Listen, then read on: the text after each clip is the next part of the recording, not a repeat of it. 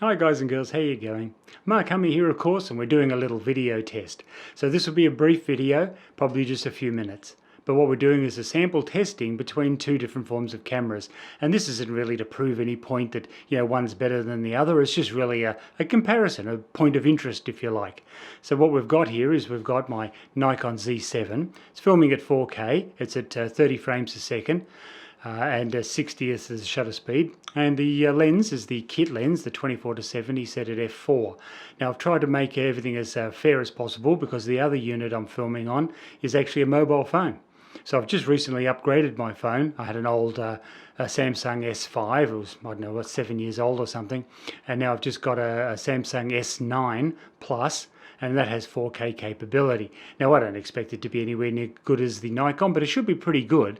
Should be pretty good considering the ratio of the sensor to the processing power, and then also the fact that we have excellent lighting in here.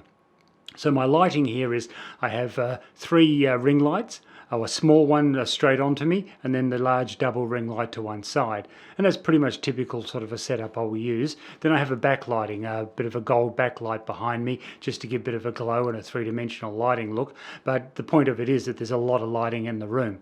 So that sort of fares up the test between the mobile phone's small sensor and the Nikon Z7's very large full-frame sensor. So when there's good lighting, it's pretty much all equal par, isn't it? So yes, the Samsung set at 4K at 30 frames per second, and that's got all the optimum settings that it can possibly have.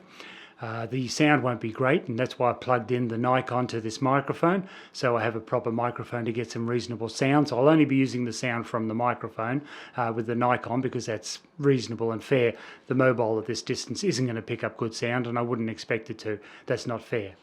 But we'll use the sound from the Nikon Z7, but we'll do an equal and fair test on the video footage. The video footage will not be tampered with. I've set them both at their standard settings. There's no boosting on the Nikon. I will not be editing it at all.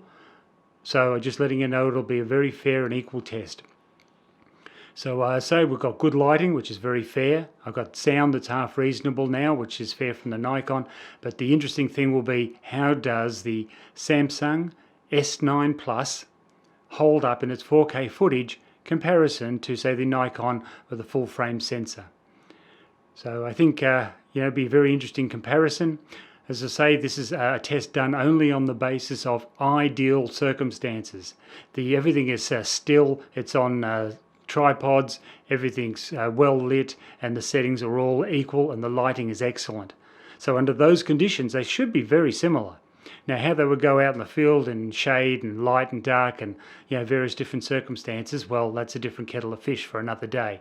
But that's not what I'm here for. Just to give a rough idea of the usability factor of a mobile phone, for example, say for blogging like I'm doing right now, or for run and gun video work. Maybe it is quite useful in a pinch as a backup system. Say B-roll, for example, it could be quite useful for. So we'll do the comparison. You can have a look for yourself. Comment below if you wish, if you have any preferences, or if any something shocked you or you thought it was pretty impressive. I'd really like to know your feelings on the differences.